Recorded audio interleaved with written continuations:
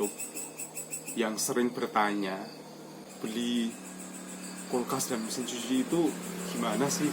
Mereknya itu apa sih yang bagus nih?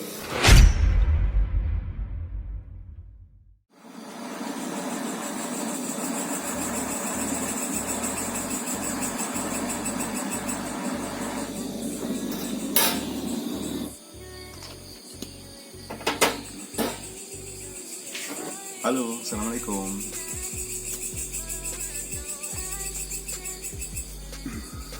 Jadi gini,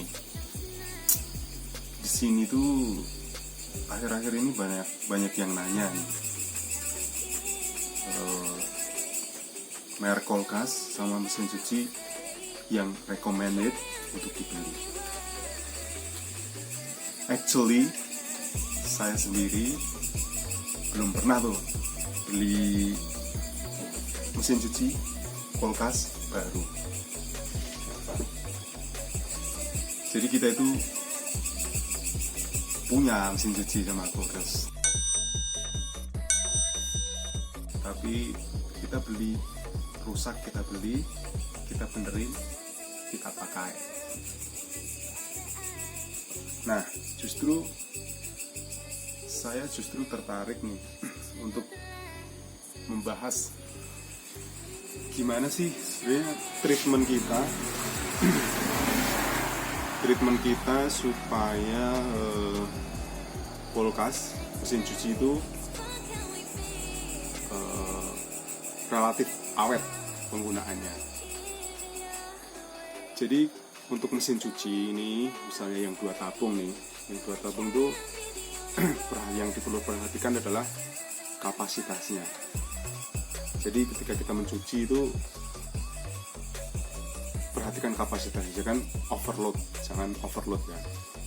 Jadi misalnya kapasitas itu 8 kilo, misalnya 8 kilo atau 7 kilo, itu jangan memasukkan pakaian kering itu 7 kilo. Jadi kita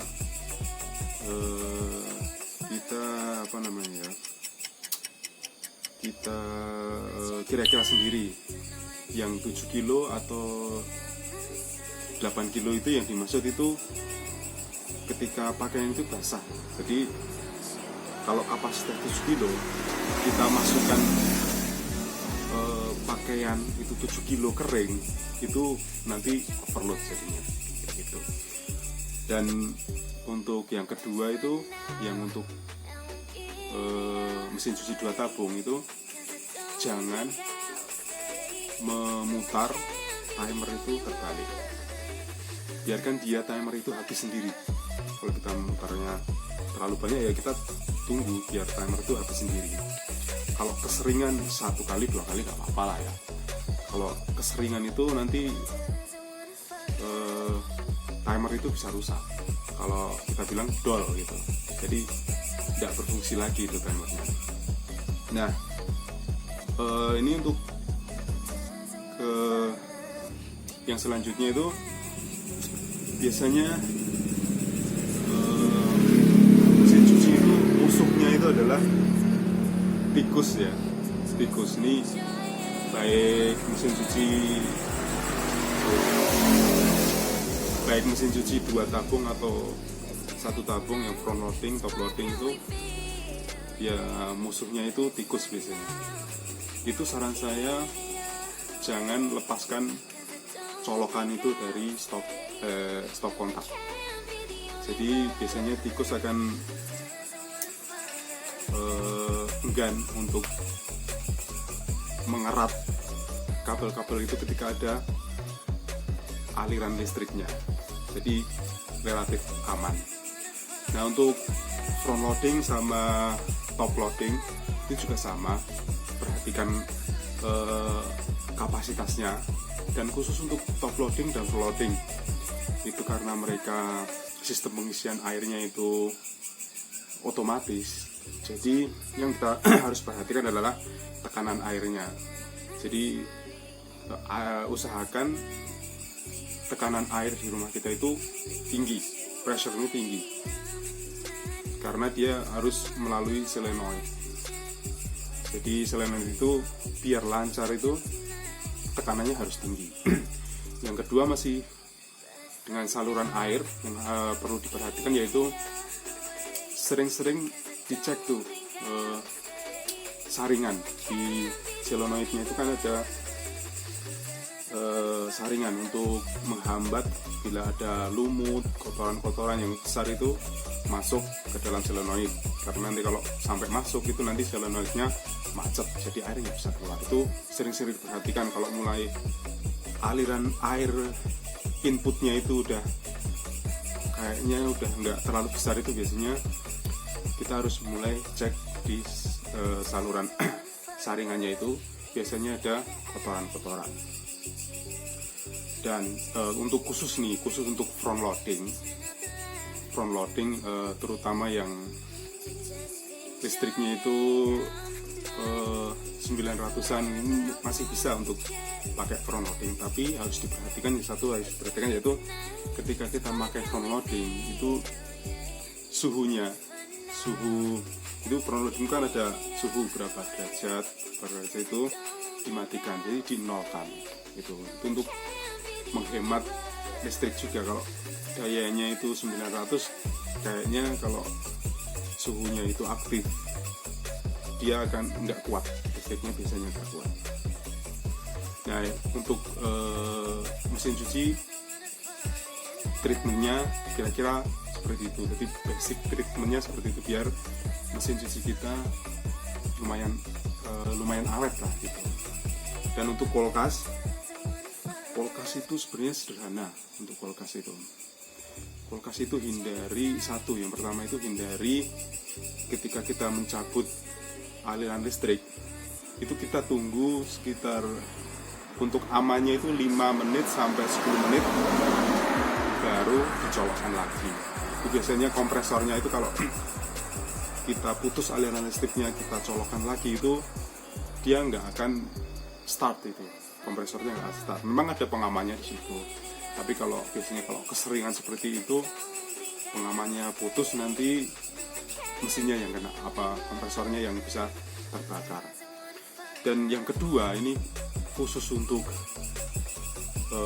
kulkas satu pintu itu, ini banyak sekali kasus ini. Yang di belakang ini juga kasusnya sama seperti yang akan saya bilang ini. Dan itu banyak sekali kasus-kasus seperti itu. Itu para pelanggan saya yang setia itu sering menggunakan benda tajam ketika ingin membersihkan bunga es. Ada yang pakai obeng, biasanya yang sering obeng, pisau. Itu ada yang ekstrim lagi, itu pernah ada yang cerita itu pakai sabit itu. Wah, itu barbar sekali itu nanti akan melukai evaporatornya bocor, freonnya keluar, dan dia udah nggak bisa berfungsi lagi.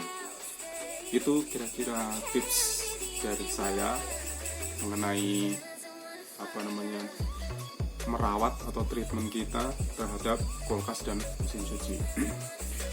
Dan sebenarnya saya punya satu jawaban nih untuk yang sering bertanya untuk beli kulkas dan mesin cuci itu gimana sih, untuk mereknya itu apa sih yang bagus nih.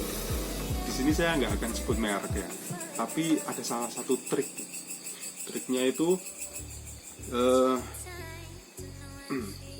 kalau saya ngomong sama pelanggan saya sebut merek sebenarnya sebut mereknya ini tampilannya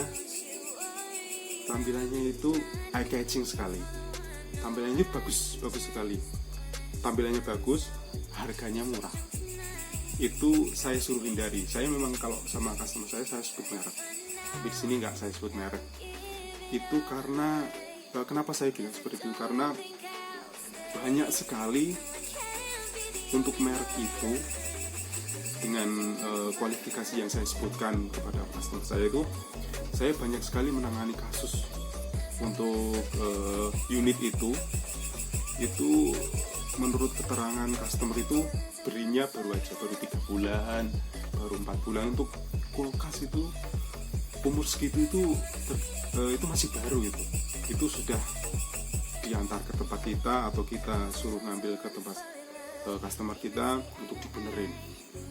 Itu yang sering sekali rusak itu kompresornya. Saya sangat sedih sekali ya. Kompresor itu part yang paling mahal di kulkas itu, dan baru sebentar baru rusak, itu sangat disayangkan sekali.